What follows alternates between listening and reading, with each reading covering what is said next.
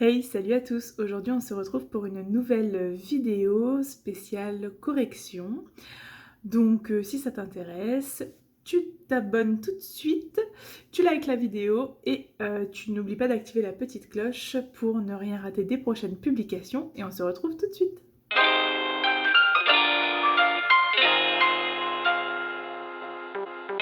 Alors, j'ai mis un petit peu de temps à savoir, ce que j'allais filmer aujourd'hui parce que j'étais pas forcément dans un bon mood pour filmer et en fait, je faisais mes corrections et je préparais ma semaine, prochaine puisqu'on est actuellement mercredi 5 avril et je me suis dit que ça pouvait être intéressant que je t'explique un petit peu comment je m'organise pour gagner du temps dans mes corrections puisque c'est vrai que quand on est enseignante, les corrections c'est quelque chose qui nous prend énormément de temps. C'est du temps fantôme puisque c'est pas du temps que l'on passe forcément face élève, quoique je vais en parler un petit peu mais un petit peu quand même.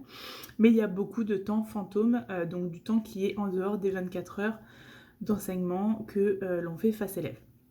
Donc je vais t'expliquer ça tout de suite. Tout d'abord, donc j'aimerais peut-être commencer par toutes les corrections collectives.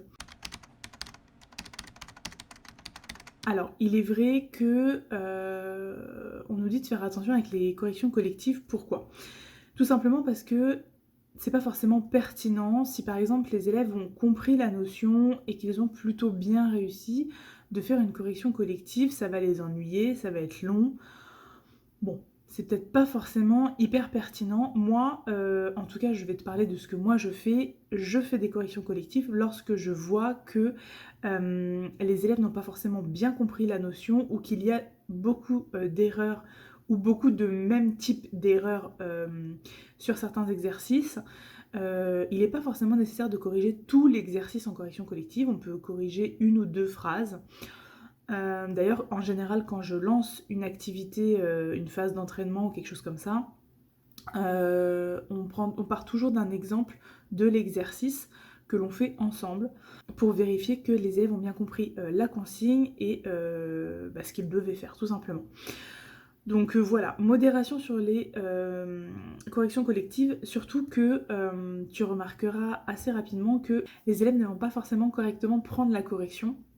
Parce qu'ils se lassent assez rapidement. Donc si c'est un exercice assez court, pourquoi pas. Si c'est 3-4 exercices, clairement ils vont décrocher, ce qui est normal. Et l'objectif d'une correction collective, c'est de pas forcément avoir besoin de revenir derrière. Si tu as corrigé un exercice en collectif, tu attends de tes élèves qu'ils aient pris la correction et tu leur explicites en fait que tu attends d'eux qu'ils prennent la correction. Et ça t'évitera à toi de repasser derrière. Bien évidemment, tu vas jeter un coup d'œil, mais un œil beaucoup moins attentif que s'il n'y avait pas eu cette correction collective. Donc voilà par rapport à ça, concernant les corrections collectives. Donc on va passer maintenant aux corrections individuelles. Et c'est ce qui nous prend le plus de temps. Et qui peut être compliqué d'inclure dans ces fameuses 24 heures face élève. Donc je vais t'expliquer comment moi je fais pour en faire le plus possible pendant ce temps-là, pendant que les élèves sont en classe, pour ramener le moins de corrections possible à la maison. Donc déjà, par exemple, pour les copies de leçons. Moi, j'ai des CM1 et des CM1, CM2 principalement cette année.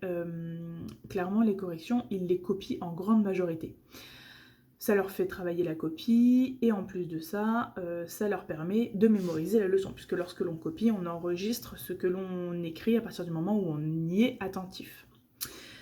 Ce que je fais, c'est que j'ai toujours des élèves qui vont terminer plus vite que les autres. Donc ces élèves-là, ils vont venir directement à mon bureau, je vais rapidement corriger leur cahier et leur redonner le cahier, ou le laisser sur un côté de mon bureau, mais en tout cas, il est corrigé au fur et à mesure.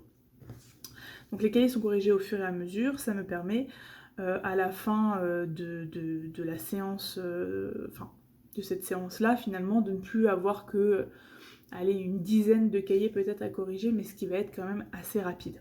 Et pour continuer à corriger pendant que mes élèves sont en classe, je vais favoriser des temps où ils sont en autonomie ou des temps où ils sont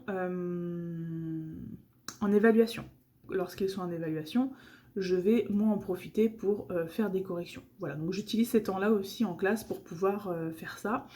Là par exemple, sur cette période-là, j'ai fait beaucoup d'art en autonomie, donc ils ont des fiches d'art avec des protocoles à respecter.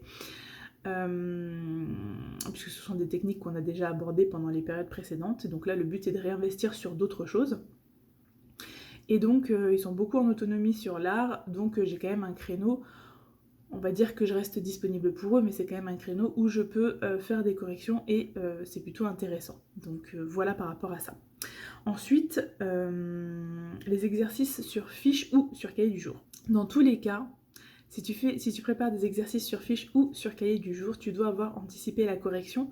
Et donc je te propose de prévoir, quand tu vas imprimer ta fiche d'exercice, de prévoir la correction tout de suite, comme ça c'est fait. Et éventuellement en géométrie, par exemple, de prévoir ce type de feuille, voilà, où tu as déjà la correction de prête. Je vais t'inclure ici une petite vidéo. C'est quand même plus facile après de corriger tes élèves. Donc principalement en géométrie, mais je fais ça pour tout. Je te donne des exemples ici, on a travaillé les homophones, voilà, j'avais déjà pré-corrigé. Déjà moi ça me permet de voir combien de temps ça me prend en fait de faire l'exercice, combien de temps me prend l'exercice, combien de temps ça me prend à moi. Est-ce qu'il n'y a pas d'erreur aussi dans l'exercice, surtout quand c'est des exercices sur fiche, mais aussi dans les exercices sur manuel. Enfin, des fois, ça m'est déjà arrivé de donner un exercice à mes élèves et que mes élèves me posent des questions et que je sois là en train de me dire moi-même, je ne comprends pas l'énoncé, qu'est-ce qu'ils attendent. Bah ouais, parce qu'en fait, c'était pas assez bien travaillé de mon côté et du coup, j'avais pas anticipé les éventuelles questions que mes élèves pourraient avoir parce que je ne me suis pas moi-même confrontée à l'exercice. Donc voilà, si j'ai un conseil à te donner pour gagner du temps en correction, c'est de te confronter aux exercices pour les maîtriser et avoir préparé la correction.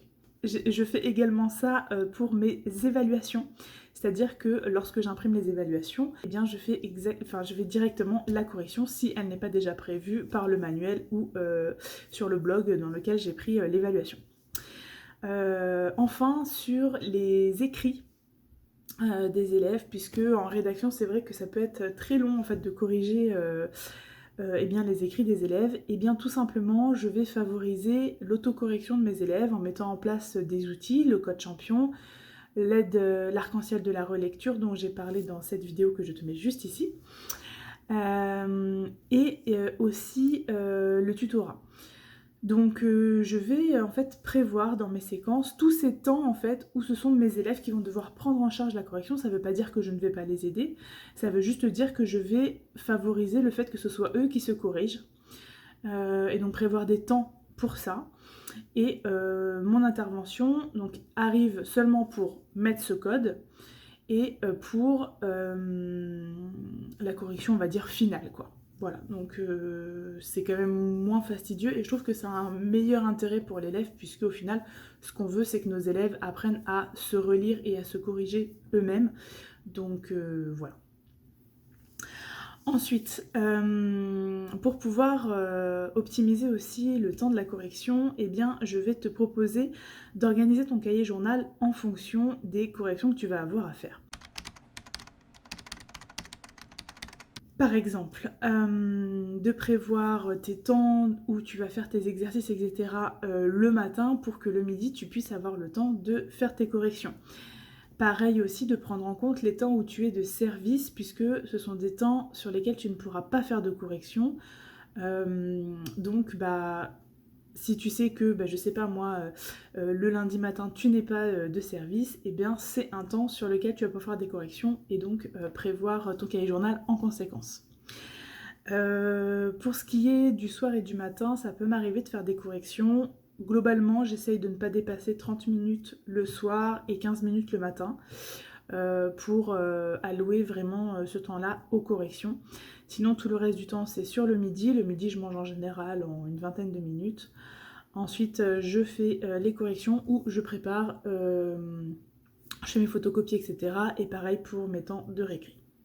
Comme ça me permet d'éviter, de ramener le moins possible à la maison.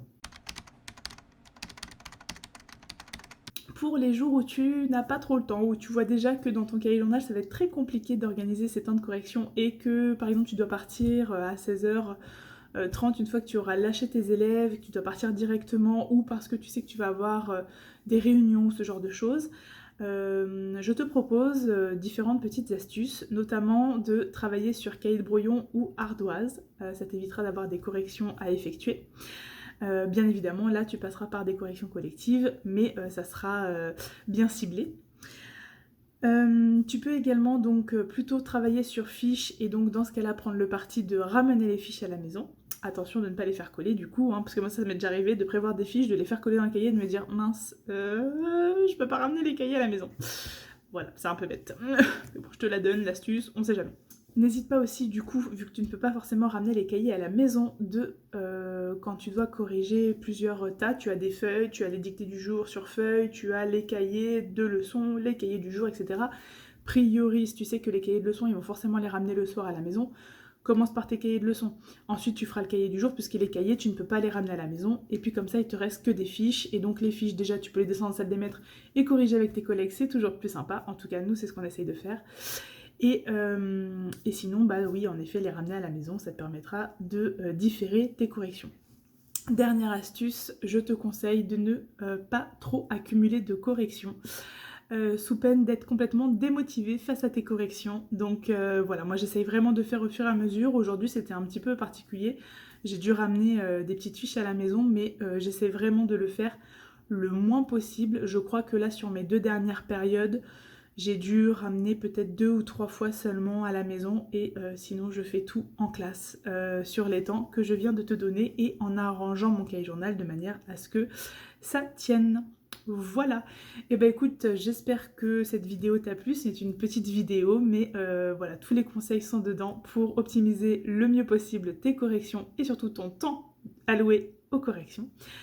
Je te souhaite un bon dimanche, un bon week-end de manière générale, puisque demain c'est férié, hein, puisqu'on sera le lundi de Pâques quand tu verras, enfin on sera le dimanche de Pâques quand tu verras cette vidéo, donc profite bien encore de ton lundi.